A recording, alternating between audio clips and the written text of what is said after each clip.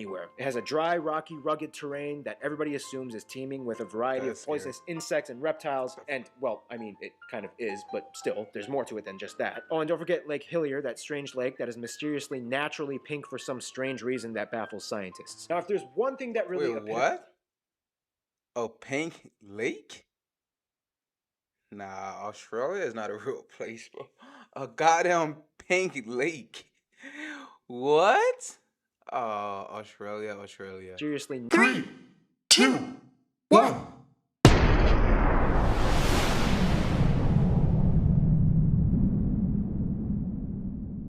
It's your boy Vic here, man. Now I'm back with another video. I hope everyone doing good today down under in Australia. Hope we are eating good, sleeping good, behaving ourselves, and getting this money, man. But hey, you already know another Aussie content. I love Australia, man, and I take every opportunity, every chance to learn more about Australia. Every goddamn time I'm reacting to Australia Explained by Geography Now.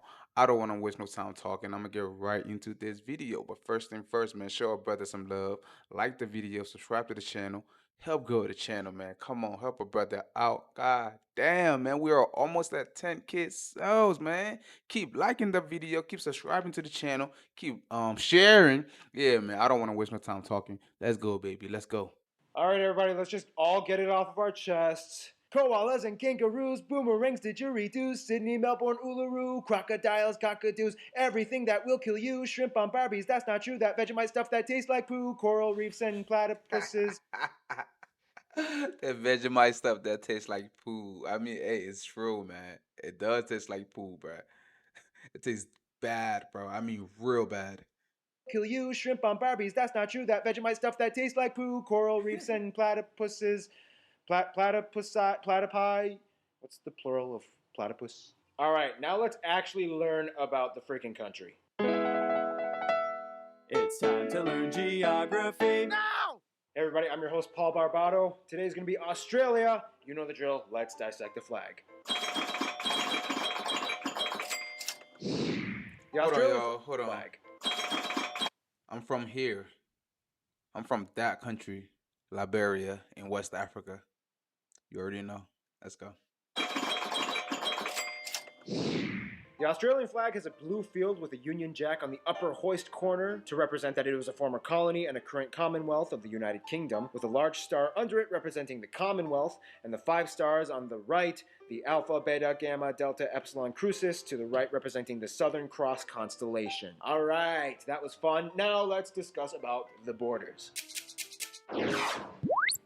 Now, obviously, as an island nation, a rather large one, but still an island, And a Australia doesn't continent. have any borders with any other nations, but that doesn't mean that Australia doesn't have some rather intriguing parameters. The country divides itself up in a rather intriguing way. Like the US, Australia has states, not provinces. There is a difference. 6 of them, and each one kind of has their own little flair and quirks, like Tasmania, known for being crazy. Where things get a little interesting, though, are the territories. Australia has 3 domestic internal territories and 6 overseas territories. Technically 7 if you include the Australian Antarctic Territory, even though the Antarctic Treaty kind of bans anybody from claiming Antarctic soil as their own, which we will find out in future episodes that a lot of countries do a wonderful job at ignoring. The 3 internal territories are Northern Territory, Capital Territory, which is basically just the capital city of Canberra and some extra space around it, and the confusing little tyke Jervis Bay Territory. Jervis Bay was bought and developed to give the inland capital Canberra access to the sea, and eventually Jervis Bay split from the capital. However, it's still counted as part of the capital in elections. It's a little confusing, even though it really doesn't have much going for it, except for a small Navy base and beaches that it kind of took from other neighboring towns. The most dramatic border area, though, would have to be the middle of Australia. For years, this slab of land didn't exactly quite know how to distinguish itself and has gone through 4 transitions in the past century. First, it was all South Australia, which didn't quite make sense because parts of it touched the northern parts of Australia, so it split into 2. 1 state and 1 territory. Then for 4 years, it became South Australia and 2 territories, the new one being called Central Australian Territory. Then finally it changed its mind and went back to being Northern Territory. Central Australia is kind of like your girlfriend at a restaurant. What do you want? What do you want? It's not that simple! Finally, we've reached the overseas territories. Although Australia has over 8,000 islands under its sovereignty, 6 of these islands operate as distinct territories. Hey, what? 8,000 islands? How? Where? Australia has over 8,000 islands under its sovereignty. 6 of these islands operate as distinct territories, some of which sustain themselves with permanent populations. They are Ashmore and Cartier, the Cocos or Keelings Islands, Coral Sea Islands, the Heard and McDonald Islands, and the popular holiday spot Norfolk Island, and the pleasant Christmas Island that gets attacked by huge coconut crabs every year. Finally, Australia is home to arguably the most micronations in the world. Places like the Principality of Wye, Rainbow Creek, the Empire of Atlantium, and more. These nations were developed by either small groups of people or a single person because they were doing things like protesting taxes and wanted to claim autonomy, or they were just kind of bored and decided to amuse themselves. But still, hey, they tried. All right, now let's talk about the landscape, shall we? Okay, not all of Australia is a desert, okay? Only about 35%. Okay, so besides Antarctica, Australia is the driest continent on the planet, which explains why, yes, 85% of the population lives along the edges of the country within 50 kilometers of the coast. Nonetheless, a lot of places, specifically around the coasts, actually have very temperate and even tropical landscapes. By the north, you find tropical zones and wetlands and rainforests. By the far edges on the east and west, you can find subtropical zones with lighter forests and plains. A little bit inland, close to the interior, you find grasslands and flat stretches of semi-arid terrain. In the southeast by Sydney, you find temperate, cooler, arid land with semi-tropical yet slightly dry areas with an abundance of trees and plants. Then of course you have Tasmania, which is on a completely different level of green. Then we reach the deep interior where we hit the great deserts like the Great Victoria and the Great Sandy Deserts. This area is famously known as the Outback. The Outback is essentially the area of Australia with long open stretches of red and orange desert that lays out beyond the horizon with few sparse populations of people that can be found anywhere. It has a dry, rocky, rugged terrain that everybody assumes is teeming with a variety of poisonous insects and reptiles, and, well, I mean, it kind of is, but still, there's more to it than just that. Oh, and don't forget Lake Hillier, that strange lake that is mysteriously naturally pink for some strange reason that baffles scientists. Now, if there's one thing that really... Wait, what? A pink lake? Nah, Australia is not a real place, bro. A goddamn pink lake. What?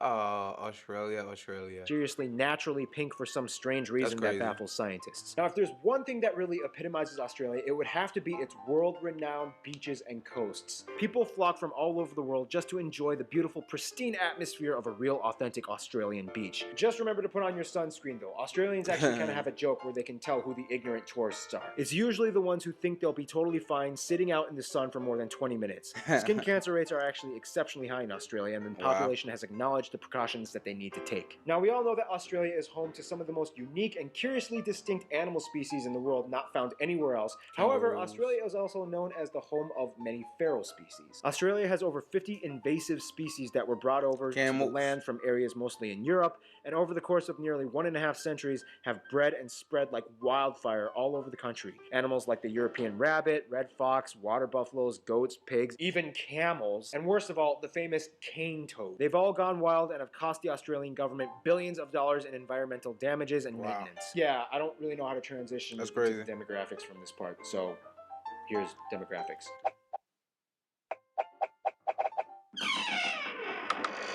Today, Australia has a population of about 23 million people. Now, to many outsiders, Australia is kind of known as the place where the British sent their prisoners. First of all, that's rude. Second of all, that's only, like, kind of half true. Yes, during the early years of Australia's colonization from the UK. He said kind of half true. So, it is true. It is true. That's funny. Droves of convicts were sent to penal colonies in Botany Bay, which is now in present-day Sydney. Over 165,000 convicts, about 25,000 of which were women, were sent over the course of 80 years. Although the British weren't the first ones to discover Australia, it was actually the Dutch. As they came, they named the land New Holland and the adjacent island next door, New Zealand, after the province of Zeeland in the Netherlands. However, as we'll soon discover, the Dutch were really good at discovering places, but kind of not so good at colonizing and maintaining those places for themselves. However, most of Australia's population came from natural colonization from British non-convict nationals. Some would argue that Australia was kind of like the UK's version of Operation Backup Plan in case of America goes crazy. After the American Revolution, the UK tried to compensate for lost colonies by re-establishing new ones, and Australia was hot on the list. About 85% of the population is European. Asians make up the next largest minority of about 12%, mostly coming from China and India and other Southeast Asian countries like 12%. Vietnam and the Philippines. And by the way, yes, Australia does have black people, not many, but before the Federation began, Africans, mostly from sub-Saharan countries like South Africa, Mauritius, Zimbabwe, and Sudan, have historically resided in Australia. It wasn't until the 60s when African assistance programs allowed many Africans to study and eventually move to Australia. Today, they make up about 1% of the population. 1%? Damn, only 1% of us? Damn, Australia? Come on, man. Damn. Ah, come on, Aussies.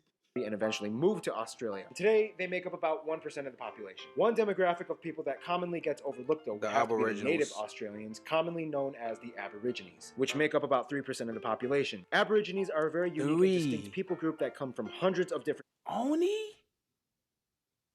That's crazy. How?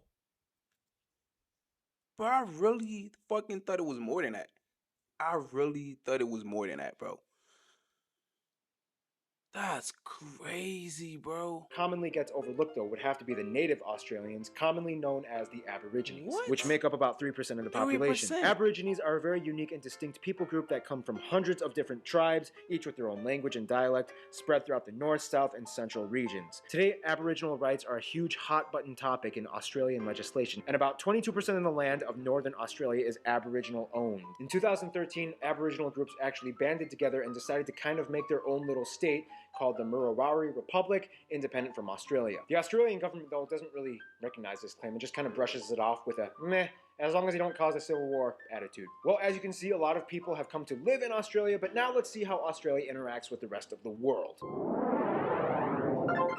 I don't like Australia is, let's just put it very simply, a very popular country. If this was high school, Australia would be on the top of the social ladder, hands down. Everybody knows something about Australia. When it comes to friends, though, Australia not only goes for the cool kids, but also the strategic ones. Of course, Australia gets along with many of its Asian neighbor nations, specifically China and India, as large numbers of people from those nations live in Australia, and they do great business with them as well. Australia gets along pretty well with the islands of Oceania, except Fiji. In 2006, Why? Australia refused to back up a military coup that overthrew the government in Fiji, and since then, things have been a little weird between the two countries. In terms of their best friends, though, of course, New Zealand would have to rank in the top level, and they are basically like siblings that share a very similar culture, language, and histories as former colonies, whereas the UK also has a high priority on Australia's entourage as they make up the largest demographic of people ethnically and as migrants in the country. But finally, we reach the USA. The USA and Australia kind of have a little crush on each other. Australia is always there to back up the US in times when allies are necessary,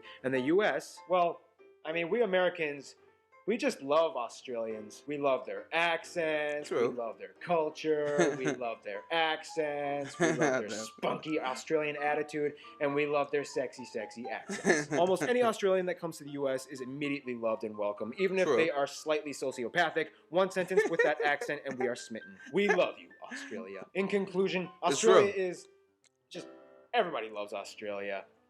Stay tuned, Austria is coming up next. I love this. I love this, bro. He just made it so fun. Hold on, let's end that.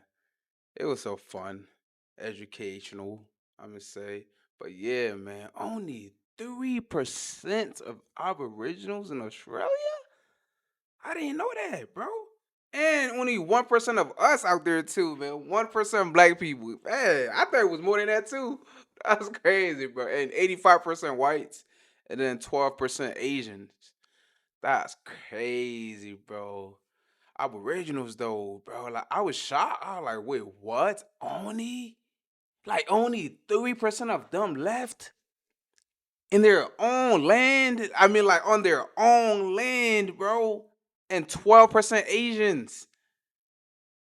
crazy to me, man. But hey, it's your boy Vic here, man. Stay safe out there, drink water, eat healthy, mind your business, but don't forget to like the video, subscribe to the channel, help grow the channel, man. Stay safe. I love y'all. Boom. Let's go.